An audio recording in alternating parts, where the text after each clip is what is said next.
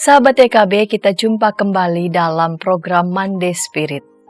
Bagi para sahabat yang ingin bertumbuh dalam spiritualitas, kami akan membacakan refleksi perenungan yang ditulis oleh Pendeta Joas Adi Prasetya yang berjudul Labirin Kehidupan bagian 3. Pada hari ini saya Pendeta Santiani akan membacakan renungan yang berjudul Via Tacita.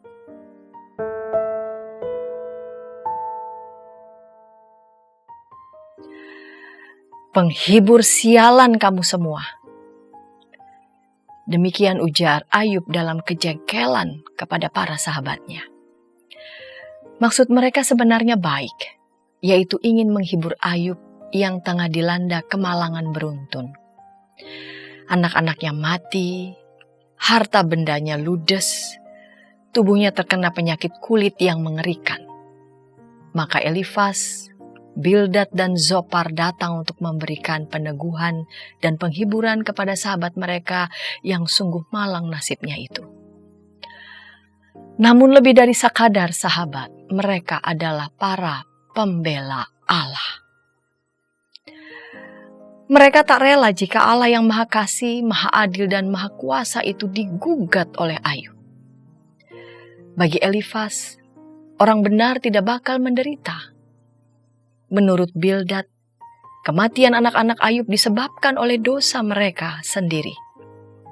Zofar berpendapat, Ayub sebenarnya layak menerima derita yang lebih dari yang dialaminya kini. Pokoknya Allah tak bersalah dan tak boleh dipersalahkan. Maka muncullah umpatan Ayub tersebut. Baginya ketiga sahabatnya itu sungguh-sungguh penghibur sialan. Kata-kata mereka terdengar manis bagi para teolog, tetapi pahit bagi hati yang tengah berduka. Intensitas mereka luhur, namun ucapan mereka menusuk sukma. Itu sebabnya, ketika Ayub akhirnya tak tahan, ia bersuara keras, "Diamlah, aku hendak bicara." Ia menghendaki para sahabatnya diam dan mendengarkan ucapannya. Jika para sahabat kita atau anggota persekutuan kita mengalami kemalangan, jangan-jangan mereka juga akan mengatakan hal yang kira-kira sama dengan Ayub atas kedatangan kita. Mungkin kita tidak sungguh-sungguh menolong mereka melalui masa-masa sukar akibat duka, tetapi justru memperberat beban mereka. Setepatnya karena kita terlalu banyak berkata-kata. Loh, apa salahnya mendoakan mereka yang berduka, memberi nasihat dan peneguhan kepada mereka yang lara? Tidak ada salahnya, selain bahwa mungkin bukan itu yang mereka butuhkan. Mungkin inilah seni berkunjung ke rumah duka yang harus sungguh dilatih secara serius oleh mereka yang punya intensi luhur untuk memberikan penghiburan, yaitu sebuah seni untuk diam dan hadir bersama dengan mereka yang berduka. Seorang bijak pernah berujar, keheningan bersama adalah ikatan yang menyatukan jiwa dalam kesedihan, pemahaman keluh yang tidak dapat diungkapkan dengan kata-kata. Pendeta Joas mengalami sendiri pada tahun 2022 ketika ayahnya wafat. Keletihan terbesar bukanlah ketika harus menjalani acara demi acara hingga kremasi ayahnya selesai. Sekalipun beliau sangat mengapresiasi kehadiran mereka yang melayat. Sungguh, Pendeta Joas harus mengakui bahwa keletihan mental yang terbesar adalah ketika harus mendengarkan kata-kata dari mereka yang berintensi baik, tetapi berbicara terlalu banyak. Sebaliknya, beliau justru mendapat kekuatan dari mereka yang datang tanpa mengucapkan sepatah kata pun. Duduk, diam, dan merenung, entah di sampingnya atau di kejauhan. Kehadiran dalam diam itu sangat menguatkan. Pengalaman duka itu mengajarkan satu hal kepada Pendeta Joas. Orang yang berduka akan lebih terhibur oleh sikap diam pengunjung daripada kata-kata indah yang terpaksa harus ia dengarkan. Sebab duka itu sendiri punya watak yang unik duka melampaui kata-kata. Maka kata-kata yang dilempar ke dalam pusaran duka justru mengganggu proses duka itu untuk memulih dan melewati masa sukar itu.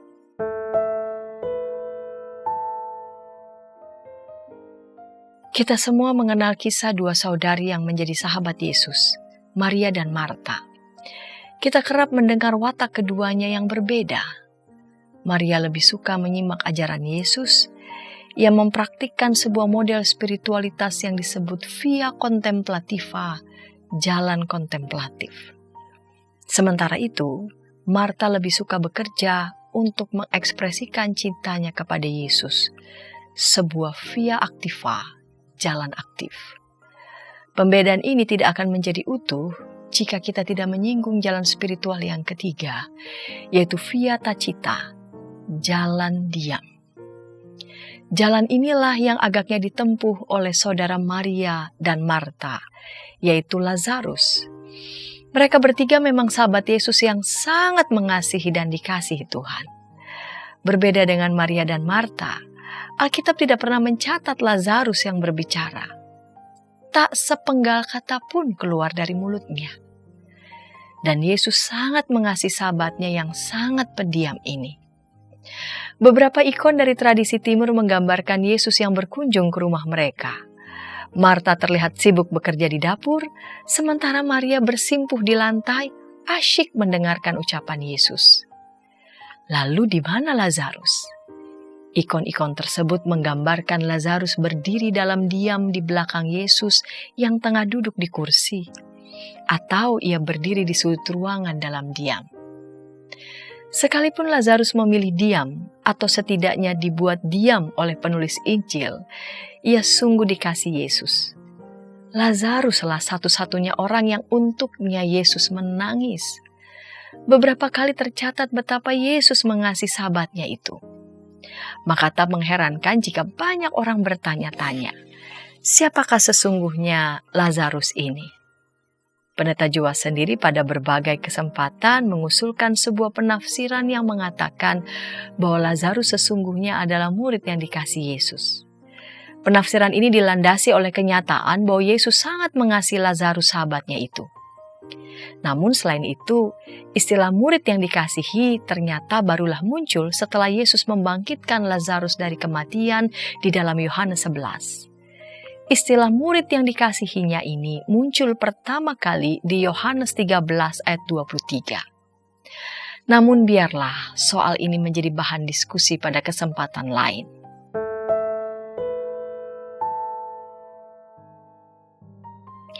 Apa yang menarik perhatian Pendeta Joas adalah bahwa tak jarang kehadiran seseorang, walau dalam diam, dapat menjadi pemberian yang begitu berharga. Beliau merasakannya ketika wafat ayahnya.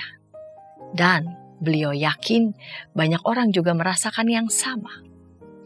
Maka di bagian akhir pasal ini izinkan Pendeta Joas memberikan beberapa tip yang semoga bermanfaat ketika Anda mendampingi sahabat yang berduka agar Anda tidak menjadi seorang penghibur sialan. Pertama, biarkan mereka berduka dengan cara mereka sendiri, jangka waktu mereka sendiri, dan tempat mereka sendiri. Dua, tunjukkan kepedulian Anda bukan dengan berbicara banyak, melainkan dengan banyak berdiam diri dan banyak mendengarkan. Ketiga, jangan berusaha untuk memperbaiki situasi. Ada banyak situasi yang memang tak terelakkan dan sudah terjadi. 4, dukunglah mereka yang berduka dengan hal-hal kecil yang dapat dilakukan. Misalnya, membelikan kebutuhan sehari-hari, makanan, minuman, menerima telepon, membereskan urusan administratif yang merepotkan, urusan rumah tangga, mengawasi anak-anak, menemani berjalan atau ke tempat lain yang mereka mau. 5, berikan dukungan jangka panjang. Kesedihan dapat makin mendalam seiring dengan berjalannya waktu. 6, jangan mengandaikan kondisinya berdasarkan apa yang kelihatan. Tak sedikit orang yang berduka memilih untuk menyembunyikan perasaan mereka. 7, doakan, dan salah satu doa terbaik adalah ketika kita hadir serta menemani mereka yang berduka dalam diam. 8. Jika dirasa perlu dan sahabat Anda menghendakinya, bacakan firman Allah.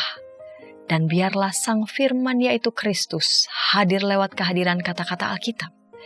Jangan menambahinya dengan renungan atau refleksi atau malah nasihat macam-macam. 9. Hindari mengucapkan kalimat yang menyakitkan. Misalnya, ini sudah rencana Allah. Bersyukur dong untuk hal-hal baik. Dia sudah berada di tempat yang terbaik. Ini sudah masa lalu. Saatnya mempersiapkan masa depan. Jangan menangis terus. Kenapa tak segera dibawa ke rumah sakit? Dan kalimat-kalimat yang dimulai dengan kamu harus, jangan sedih dan sebagainya. 10. Kenali tanda-tanda depresi atau bahkan suicidal yang membuat sahabat Anda membutuhkan bantuan profesional. 11.